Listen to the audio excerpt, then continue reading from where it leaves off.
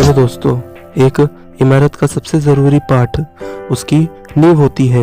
अगर नींव मजबूत ना हो तो चाहे बिल्डिंग कितनी भी सुंदर क्यों ना हो, उसका ढह जाना तय है। नींव की इम्पोर्टेंस इतनी ज़्यादा होती है, मुझे कुछ महीने पहले पता चला एक किस्सा देखकर। वो किस्सा मैं आपको भी बताना चाहूँगा।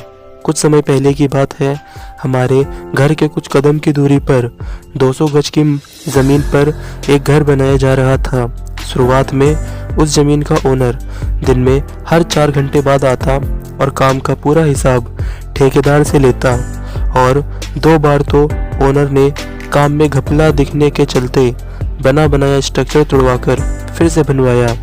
हम लोगों को ये बंदा बड़ा अवेयर लगा। उस वक्त लोग उसकी मसाल देने लगे कि काम करो तो इसकी तरह एकदम परफेक्ट। कुछ समय बीता और लगभग 1 महीने बाद जो ओनर दिन में हर 4 घंटे बाद आता था, वो 4 दिन में भी मुश्किल से ही दिखता था। एक दिन मैंने उससे इसका कारण पूछा कि पहले आप रोज आते थे लेकिन अब हफ्तों में आते हो। उसने कहा, पहले तो यहाँ नींव बनाई जा रही थी लेकिन अब तो मंजिलें बन रही हैं।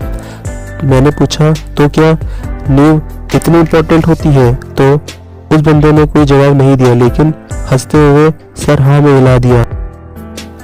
दोस्तों, उस दिन मुझे उनकी ये बात बहुत अच्छी लगी और वहाँ से मुझे ये बात समझ में आई कि कोई भी बड़ा काम करना हो तो अपनी नींव मजबूत करके चलो, अपनी ज़िंदगी की नींव मजबूत करके चलो।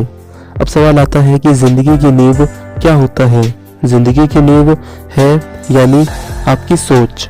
जैसे बिल्डिंग बनने से पहले नींव बनाई जाती है, वैसे ही किसी काम को करने से पहले उस काम से रिलेटेड आपकी सोच बनती है, और सोच जितनी मजबूत होगी काम अपने आप उतना ही मजबूत होगा। इसीलिए सोच को आपकी ज़िंदगी की नींव बताया गया है। इसलिए अपनी सोच को मजबूत रखें। जैसे कि किसी भी काम को करने से पहले आप 3 तरह से सोच सकते हैं।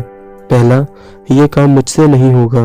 दूसरा, ये काम हो भी सकता है और शायद नहीं भी। तीसरा, ये काम चाहे हो या ना हो, मैं अपना बेस्ट ही दूंगा। अगर आपको अपनी ज़िंदगी की नींव मजबूत रखनी है तो आपको तीसरी वाली सोच रखनी होगी। तो आइए इस सोच को फिर से देखते हैं और अच्छे से समझते हैं। ये काम चाहे हो या ना हो, यानी कि अब आप एक्सेप्ट कर चुके हो कि रिजल्ट आपके हाथ में नहीं है, सिर्फ उस काम को करने का जो प्रोसेस है वही आपके हाथ में है। और दूसरा सेंटेंस, मैं अपना बेस्ट ही दूंगा। अब बेस्ट देने का क्या मतलब हुआ? आज तक आपने सुना होगा कि अपना बेस्ट दो, तो आज जान लेते हैं कि बेस्ट देने का क्या मतलब होता है।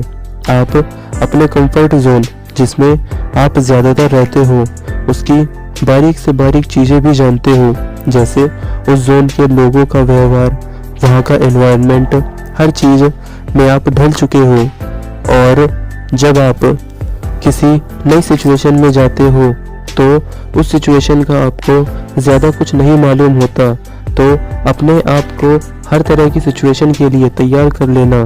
नए जोन में हर तरह की प्रॉब्लम में परेशान ना होकर सही एक्शन लेने के लिए अपने आप को तैयार कर लेना ही आपका बेस्ट देना है। और आप इस मेथड को किसी भी फील्ड में लगा सकते हैं, और इस तरह से आप अपनी सोच यानी ज़िंदगी की नींव को और भी ज़्यादा मजबूत कर सकते हैं। Thank you.